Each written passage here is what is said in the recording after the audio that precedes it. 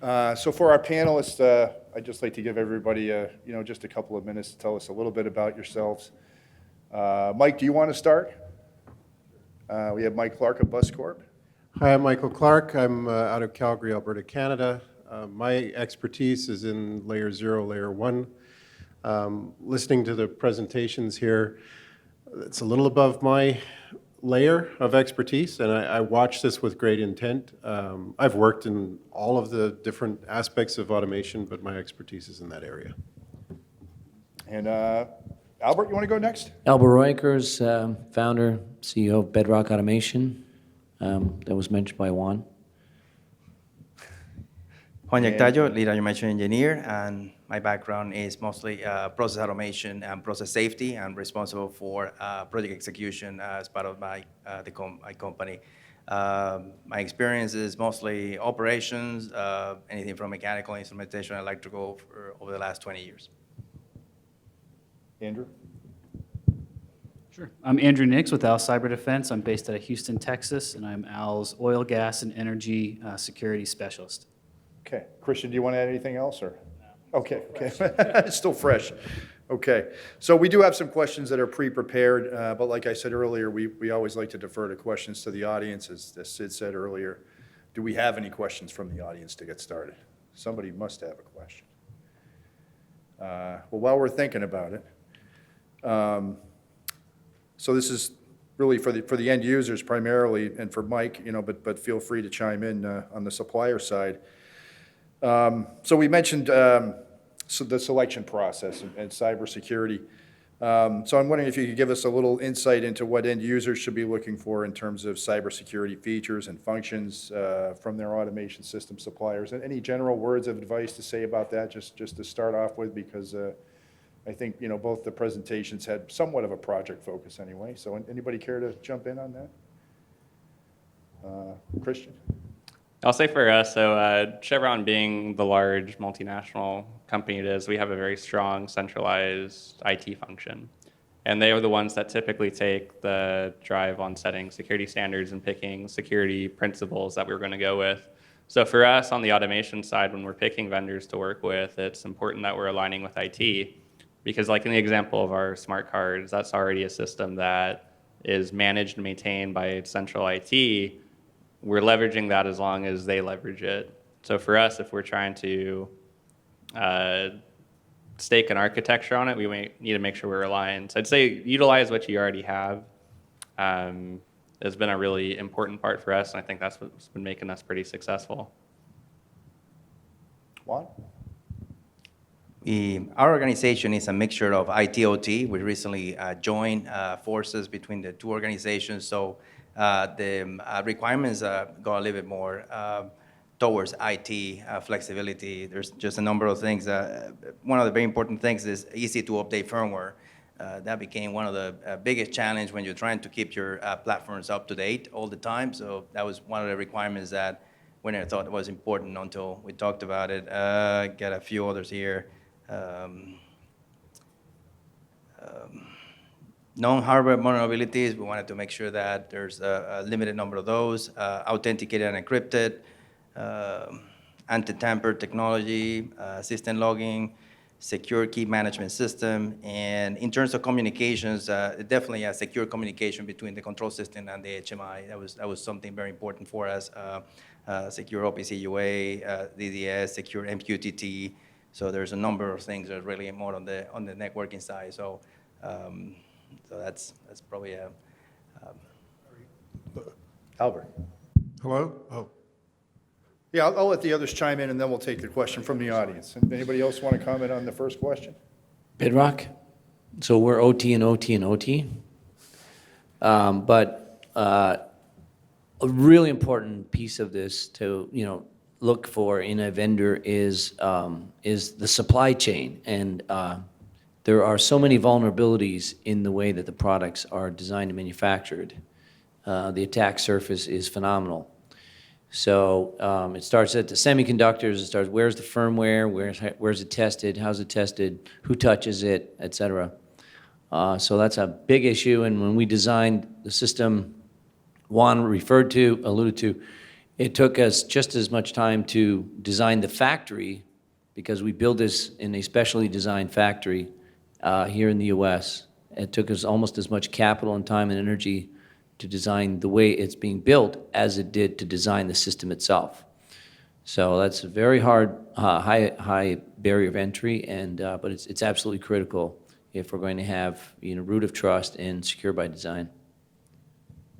Yeah, I agree, supply chain is critical. Andrew, you want to comment on that? Yeah, and I'll just add a high-level note just to kind of build off of what Christian said. I mean, like Christian said, Chevron's very fortunate to have a large organization behind them, an ETC and ITC that can offer those type of suggestions. But if your organization doesn't have that or is in the process of building that, utilize your network, share, just like was mentioned earlier. You know, those are really important. Even events like this, you can learn a lot about what other players in the field are doing. Chances are you're not alone in, you know, what you're trying to accomplish, and there may be others that are doing the exact same thing and have qualified vendors and looked at solutions that you can benefit from as well. Mark, you have a question? Yeah, I'm Mark Duck with Shell. Yeah, I applaud your efforts on these things. They're not necessarily easy to do, right? And we don't have two-factor authentication yet within our what we call process control domain, but we have it for remote access to get in. But I'm curious, the way we currently treat our operator consoles is that we want to make sure they can get in, and there's no barrier to gaining access to that HMI.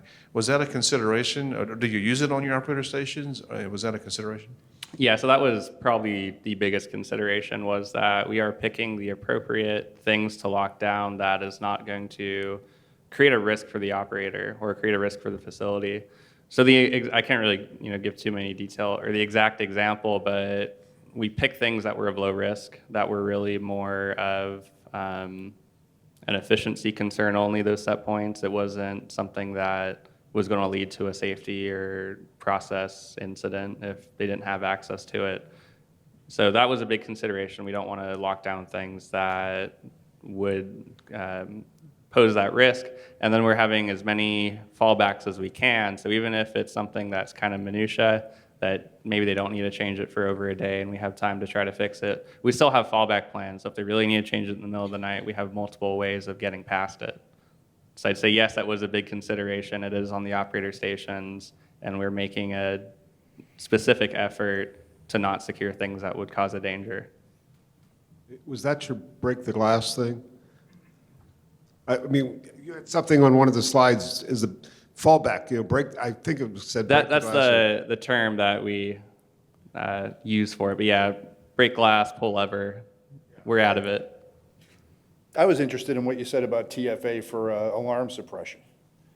That's a big issue too. I thought that was a good point that you brought up. Do we have another question here in the audience? I thought we had somebody. Okay.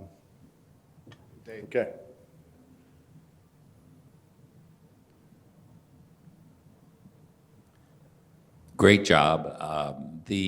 But I think I sort of share the comment about, I saw a lot of work on level 2, 3, probably 4 on securing it, but what's sort of different in our business is that we're down to the sensor level. And just curious what you guys are seeing with regards to protecting our sensors and actuators from both intentional or even unintentional threats. Great question. Mike? That was actually a question I had for these two. I wanted Mike, to see. I know you want to talk I'm about glad that. you asked it, because in my mind, I'm looking at all of this very robust, and you talk about the secure enclave and making sure that you've got all that protection in the actual development of the control system. Now, what are we doing to protect the actual sensor measurement infrastructure, the final control infrastructure? That was a question I actually had for these guys. It's silly that I'm a panelist on here and I've got the question. So I'm going to ask them to answer that question. Let me go first. So that's not to say we're not doing it. It just didn't quite make it into this deck. But we're very interested in that as well. So that crosses kind of both things, the unintentional unmalicious changes and the unintentional malicious changes. So we're looking at ways that we can get all that information from our end devices where we have a configuration, similar to like our program management. We have a program that we say this is what should be running. We're comparing it to what's running and making sure that those two match up. We're looking to do something similar through asset management softwares, things like that, so we can compare the configuration that we think should be there versus what is there. And we've had a lot of challenges in that because we use SCADA systems. We don't have homogeny in our vendors, so it's very challenging to get that information, to kind of make blanket rules and blanket processes that gets all that information up into the right place, compares it, and then displays it well. So we're trying to do it. It's just probably more difficult than any of these things I presented here today. I think in our space is similar, is one of those ongoing efforts where we're trying to get a handle on the portfolio and see what's out there. As part of the integration between IT/OT, there's a higher awareness on cybersecurity risk, so there is efforts around looking at the portfolio and see what's out there and look for ways to secure it. So that's all I can. I've got a follow-up to that. So what's the accessibility to the instrumentation in the field? Have you restricted access? Is it monitored by video surveillance? How are you able to assure yourselves that you don't have somebody going rogue with like a handheld configuration tool? Now, part B to that is, even if someone was to get in with a handheld configuration tool, they could change the characteristics, the calibration, the ranging of an instrument. Are you able to detect that? That's my follow-up. Good question. If I had all day, I could talk about this. This is so important. So the instrumentation, it's fundamentally, if it's digital, not ancient analog, it's going to be HART, right? Or the more advanced instruments, say a VFD or something, which is Ethernet or Modbus. So it's about access and access control. So these instruments are sort of intrinsically protected because they're usually physically protected. They're in the process. You have to get into the process to get the instrument. So there's sort of a certain amount of physical protection.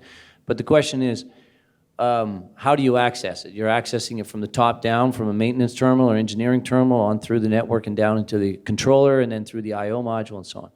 So if the system is built secure by design at that level, you can't get there unless you are predefined by multi-factor authentication, biometrics, and other methodologies that will allow you access to the engineering environment on a workstation to go and make these changes. So it's kind of safe that way, right? So the rogue application is somebody with a handheld. Now, you can fix that because if the I/O module has a database that's authenticated by the control configuration, which is authenticated, if someone was to try to make a change on a handheld instrument, as soon as that instrument, that handheld device, comes up on the network, first of all, you can detect it and alarm it. And this is stuff that you can do or that we're doing in firmware and hardware right now. So if the system is secure by design, you can go the extra distance and you can create various ways to, number one, have some form of handheld intrusion detection. Someone's out there with a device other than the engineering workstation, beep, beep, beep, are you supposed to be there? Okay, that's number one. Number two, if they are going to try to make a change, that change is now going to do something that's different to the configured database that's resident in the I/O module for that particular channel, and that doesn't comply with the predefined downloaded firmware image of what that configuration is supposed to be, so it won't allow the change to happen. So if the system is secure by design at that layer, all the way to the I/O and the control network and the controller, it's going to be really hard to do something, rogue or whatever. Now, the real answer is for the instrument vendors, the Emersons and others who make these things by the millions. They have to build the instruments in the same way that you build any other embedded system, because an instrument is an embedded system. So there's fundamentals to the way the electronics and the manufacturing is made. An instrument, a Rosemount DP cell, has to start up the same way that a secure controller does. It has to have secure boot so that the firmware and the configuration and is embedded in the design. So that's going to take a whole generation to fix, right? We'll all be dead and gone before that's done. So you don't, there's ways you can do that. You could create, for non-secure systems, legacy systems, you could have muxes or devices that would, have the level of security that we would build, but you don't have to secure the whole system. So if you really care about the sensors, you could build some kind of an IoT gateway module that you would have to rewire. But if you're going to rewire the system, why not just tear the whole thing out anyway? Because you're not going to really, save much more after that. So, just keep the instruments far away from the people, have good training and best practices, and that's almost as far as you can go. And I'm sure there's a lot of really good best practices and tricks that you can do with legacy infrastructure protected. But, for every controller, there's dozens of I/O modules, and for every I/O modules, there's tens of instruments. So for every controller you're trying to protect, there's hundreds or even thousands of instruments. So, it's very nonlinear. But the risk is low, right? And the effect is relatively nominal. So you compromise a single instrument, you've compromised a single instrument. You compromise a controller, you've compromised hundreds of instruments, right? So, did I answer your question? Good answer, thanks. One more thing to add. One of the things that we found is that we were able to, especially with Bedrock, because of the added diagnostics, we have a misconfiguration alarms, and we're able to actually map all the hard data. And is there any changes, or the instrument goes in calibration mode, or somebody's accessing that, we'll make that information available to the operator immediately, and that person can see there's somebody accessing that instrument. Nobody should be accessing that instrument, and hopefully take action after that. It's not very robust, but it's what we could do, what we had. Yeah, I think all these answers are awesome, and I definitely don't want to beat a dead horse up here, so I'll make mine quick. I think, just to add on to all these points, it's really important to make sure that you're considering, what the sensor is, how it's being used, where it's communicating to, and then the method that it's using to communicate. Because if you're trying to implement a sensor in an ad hoc kind of way, which a lot of people are in the age of IoT, you could be implementing it in a way where it's trying to go straight from a lower level zone into the cloud, which is doable, but you have to understand the risks involved with that, right? So make sure that when, even as a beginning step, when you're looking at these architectures, that you know exactly how you want them to be implemented and where that data is going as you look into more of those in-depth type of architectures as well. Great answers. I think we have another question. Yeah, absolutely. And thanks, Christian and Juan, for walking us through the programs. It's pretty clear that you have very mature IT/OT security practices. And so I'm going to ask kind of a loaded question and more get your opinion on it. So if you imagine that you're in an organization that is much less mature in terms of their approach to IT/OT security, and you may have a fleet that has diversity in terms of processes as well as technology that they use to do the things that you guys appear to do with more consistency. How do you prioritize where to start? And I guess what would be kind of the table stakes in terms of when you start this process to get to where you guys are now? Well, for us, we have a number of things that we prioritize on. Regulated facilities tend to be on the top of that list, typically. Areas that have a bigger impact in terms of production also are on top of that list. So typically is safety, regulatory, and production. Typically those are the things that, and connected with vulnerabilities and the age of the equipment, right? So it's always a combination of those three things, right? When you got a big production impact, it's at the end of life, not supported, and got a lot of vulnerabilities that typically race to the top. So it took us almost 2 years to go through the entire portfolio and go one by one and determine what priority had on the list. So it's not an easy task. It takes a lot of energy, and those are the things that normally we would consider. Yeah, similar for us. So probably the same category of concerns. We take everything very risk-based. So we do risk analysis and decide where it shakes out. Not to give a roadmap, but some points that help in trying to determine what the most important thing to look at first. So the normal process risks, facility risk, economics, danger to people in the environment are important things, but also look at the risk of what happens when some of those systems go out of support and what it would take to update them. So we look at both hardware availability, if the hardware is still available from the vendor, as well as software availability. So some softwares, the vendor may still provide hardware, but their software hasn't ever been certified for anything past like Windows XP. So we're running a risk there as well that if for some reason it decides not to work on Windows 10 anymore, now we're kind of out of luck in supporting it. So we look at different things like that for risk. But I think just taking a risk-based approach is a pretty good place to start.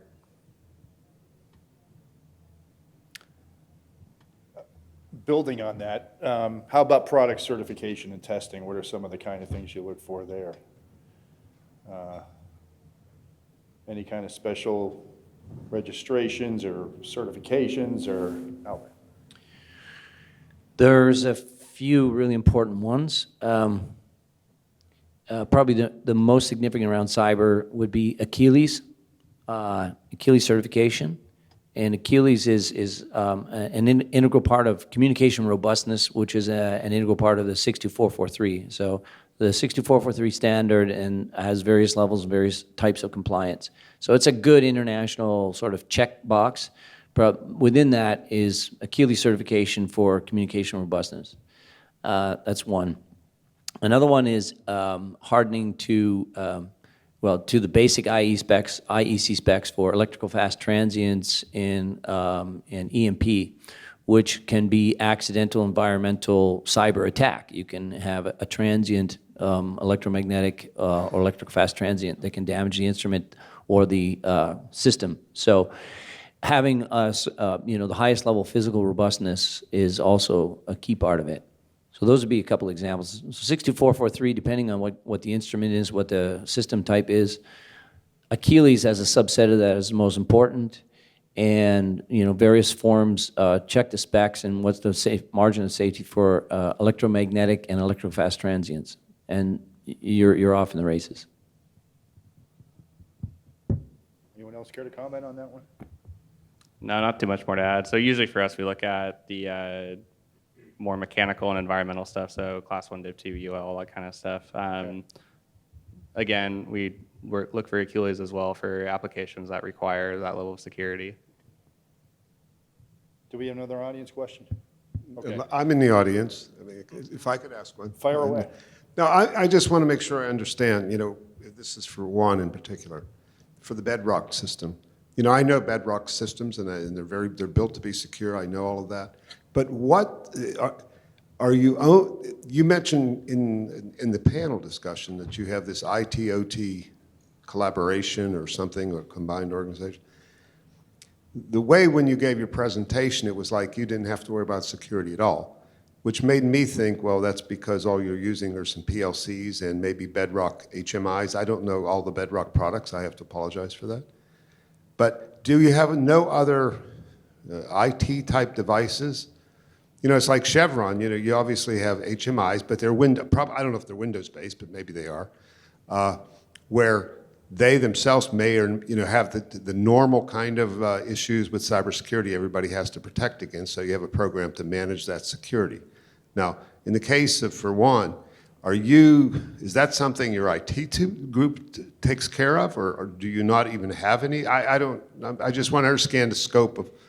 Yeah, so the presentation was mostly around the journey around selecting a platform, incorporating cybersecurity requirements, and how we made cybersecurity almost like the #1 priority, to the point that we work on those requirements first, and once we found the one that had the stronger cybersecurity requirements, we worked the issues that we had around the rest of the platform. That was kind of the journey. And quite honestly, frankly, is because of this merge between IT/OT, cybersecurity is a lot more important. It's part of the core values of this organization. We currently, engineering team, I report to a CIO in terms of organizational wise. So I'm IT.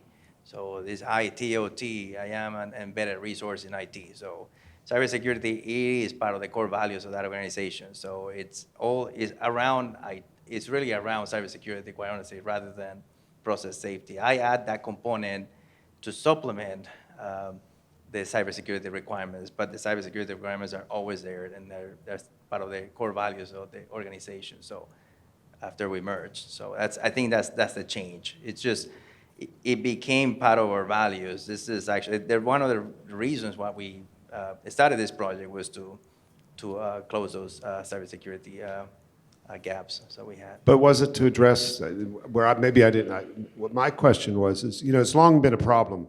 Right. Everybody says, okay, you can do things to secure the HMI. I mean, you can put in cybersecurity software and all, but one of the problems that lots of people have in legacy systems in particular is that the PLCs or the DCS systems or whatever the controllers are, when you get to that level of control, and the I/O modules and the communications and networks, they are intrinsically not secure.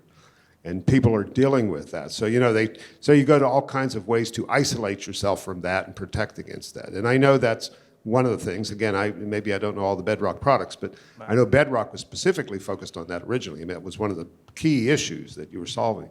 Correct. And I'm wondering if what more do you have in your systems that need to be protected cybersecurity-wise, and is that being done? How are you managing those other devices that are in there? They're higher level. I understand. I mean, Correct.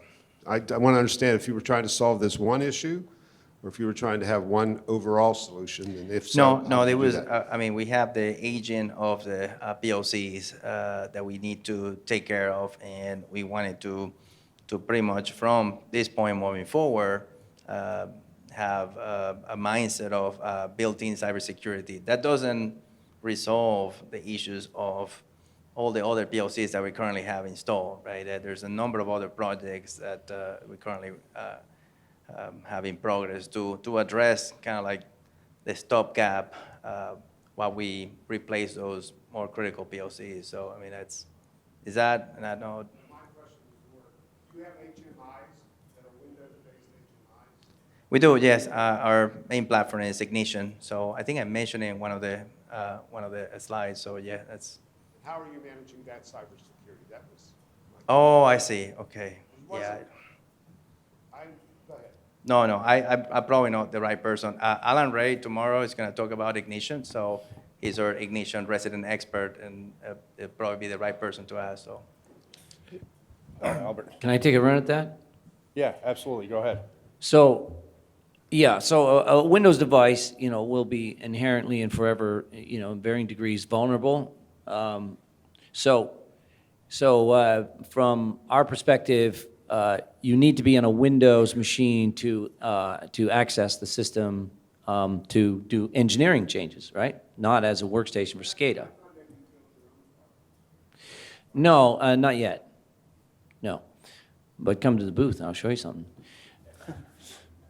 But what matters is how you secure the application which is running within the Windows environment. So first of all, the Windows computer that's talking to the controller, you do a handshake, public key, PKI, the same way when you take your iPhone and go talk to your bank or something. So that public-private key exchange, the infrastructure that runs e-commerce. So the way the Bedrock system is designed is that the root of trust, the key, the root key, the secret key is embedded in the hardware, regardless of the module you're speaking to.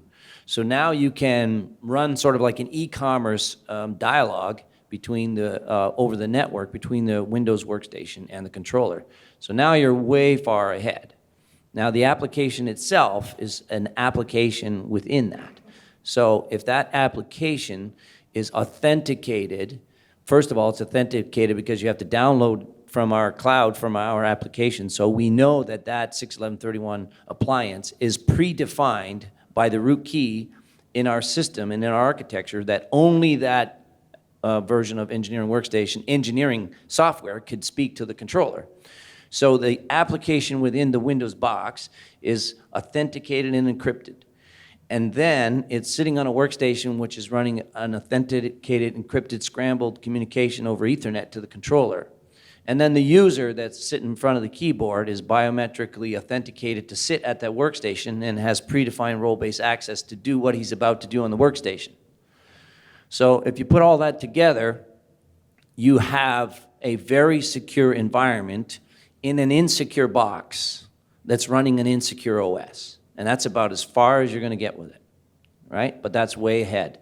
Now, you have the workstation operator problem, which is a separate set of circumstances. We probably don't have enough time to talk about it, but in many ways, it's kind of the same issue. So we worked with Inductive in Ignition, and we have secure OPC UA. So it's secure is, you have OPC UA and then you have secure OPC UA. So secure OPC UA means you have a certain predefined set of crypto, and you have authentication and encryption once you establish the link. And you establish the link using public key infrastructure, PKI tools and technology that's the same that's e-commerce. So it's not so much the SCADA that's as much insecure or the workstation, it's the blob of software that's running on it and the pipe, right? So your phone, your mobile device is not necessarily secure, but they're more secure than a workstation, but they're not necessarily secure, but you trust it to go to your bank and, you know, get money or transfer money or buy something at Amazon because the tunnel and the application is secure in an insecure appliance. So you use those same ideas and technologies for the workstation for operators and for the workstation for engineers, and you are close to a moonshot. So it is possible. But if it isn't secure down there, like I said before, we were talking about instruments, right? 1 controller, 10 I/O modules, 100 instruments. You have 1 workstation, 10 networks, 100 controllers, 10,000 I/O. So you really have to understand the risk and how do you get there from here. And you can manage that risk if down here at the base, at the edge, it is secure. Okay, just one final, I don't want to dwell on this, but Yeah. if somebody did get into a workstation, an engineering station, somehow they got in, and they used that tool to reprogram, change the programming, using the proper tool. I'm assuming, I don't know how you, when, you know, I mean, and you know, there's limits on what anybody can expect you to protect. But if they did that and downloaded it and all that kind of stuff, you'd securely pass it down and things like that. I mean, there may be other checks in there, I don't know. That's what I was trying to understand. Yeah. So again, that's procedural stuff at the user level, right? That's the stuff that both these guys are talking about. There's some brilliant stuff that, you know, Chevron's doing. I want to get his PowerPoint and think about it some more. But it, you know, multi-factor authentication, 2-man rule, you know, biometrics. So if you get past that, you are talking true rogue, and someone's gone crazy. And, you know, what are you going to do, right? Yeah. Yeah, this is changing the topic a little bit, but IoT. So if you have a business problem you want to solve, and you're, well, I think this is directed toward Christian and Juan in your environment, but if someone wants to solve a problem with a set of new sensors connected to an edge up into a cloud-based solution, running analytics and so forth, how do you deploy that today? What is your strategy around that? You know, is it separate from your PCN in your case, or is it part of the PCN or something other? Yeah, so we have an IoT Center of Excellence, and Mr. Todd Anslinger is here from that, and we'll be speaking on it tomorrow. But we have some foundational rules that anything that falls within that, we call it the Open Data Architecture, ODA domain, is in a separate network that doesn't touch our corporate network, not just our process control network, but doesn't touch our corporate business network at all. It's in a separate path, and we're still working on coming up with really those good architectures and those good patterns to mimic what we know we can do and how we follow in the process control domain. So we're still working on it, but we do already have a set of rules to help people decide, is what they want to do something that actually fits into ODA, or is it something that really should be in the basic process control regime, but they're just trying to kind of do it for cheaper. So we're maturing it. I think a good place to start is rules, to make sure that people aren't doing the wrong sort of thing with that kind of technology. But we're still on the journey with that as well. Same thing. I think right now there's a number of pilots currently in flux, and that process is currently being developed, and how to secure that. That's all I can share at this point. It's too early to tell. There's a number of things being tested, but yeah, same thing, separate networks and a way to secure the communication seems to be the two things that the team is really actively work on, so. We have one more question. One more question. This is the last question. Yeah, last question. Yeah, we're running out of time. I'm cheating because I have 2 questions, but they'll be okay. quick. Sorry, Kristen. I thought your presentation was great. Where do you enforce your whitelist? What device is the first question? And then all of the certificates that you're chaining back to, where are you getting those certificates from? Thank you. So the whitelist is enforced on the Windows computers. It's deployed. We've been preferring Microsoft's technology. It's integrated with Windows Server. So we're building the whitelist on. I was coming back. Building the whitelist in the group policy, so it's enforced through kind of the operating system or through that application in Windows. And through certificates, it's the same infrastructure we're using for any other group policy and Active Directory deployments. So it's all kind of in one. It's not separate. So the certificates are coming through in Microsoft CA? I can't answer that intelligently as not a Windows person, but it's the same infrastructure we use to manage and deploy or manage and maintain everything else in the Active Directory. Got it. Okay. Thank you. There's a Windows 10 hack on their certificate code signing that came out last week. Good information sharing, the perfect way to end the session. Yeah, thanks. Well, I think we're out of time. I want to thank everybody for sticking around for the last session of the day, and please give our presenters and panelists a big hand. Very much appreciate it.